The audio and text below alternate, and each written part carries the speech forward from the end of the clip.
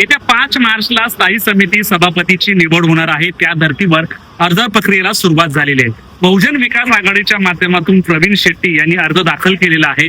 तर दुसरीकडे भाजपने आपलं संख्याबळ नसताना देखील निलेश चौधरी यांचा अर्ज दाखल केलेला आहे. आज दुपारी 3च्या सुमारास दोनही पक्षांनी अर्ज दाखल केलेले आहे. संख्याबळ पाहता एकंदर बहुजन विकास आघाडीचा स्थायी समिती सभापती होणार हे निश्चित असलं तरी भाजपने अर्ज का दाखल केला हे अद्यापही कळू शकलं नाही. तर दुसरीकडे महापौर आणि उपमहापौरच्या निवडणुकीत देखील भाजपने अशाच प्रकारे अर्ज दाखल केला होता. तेव्हाही संख्याबळ हे बहुजन विकास आघाडीच्या बाजूने होतं. असं असताना देखील भाजपने जे आहे की उमेदवारी अर्ज दाखल केला होता.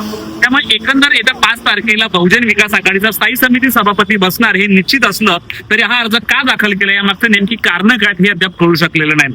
आज दुपारी 3 वाजता जे आहेत की महानगरपालिकेच्या दालनात त्यांनी अर्ज दाखल केलेला आहे. पुढे 2-3 दिवस सुट्टी आहे. त्यामुळे येत्या 5 तारखेला वसई विरार शहर महानगरपालिकेला हक्काचा स्थायी समिती सभापती मिळणार आहे. HP साठी प्रवीण नलावडे, वसई.